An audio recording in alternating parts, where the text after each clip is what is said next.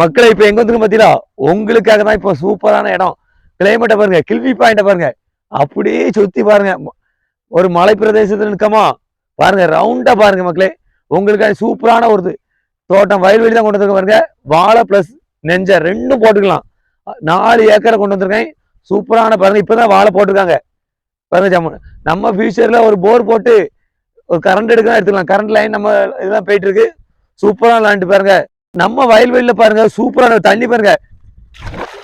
உங்களுக்கு வருஷத்துல 10 மாசம் தண்ணி அடி நீங்க தன்னால போய்கிட்டே இருக்கு. உங்களுக்கு நஞ்சைக்கோ வாழைக்கோ எதுவும் பிரச்சனை இல்லை, தண்ணிக்கு பிரச்சனையே இல்லைங்க மக்களே. பாருங்க நம்ம தோட்டத்தை பாருங்க. ஊர் ஸ்டார்டிங்ல நம்ம தோட்டம் தான் இருக்கு பாருங்க.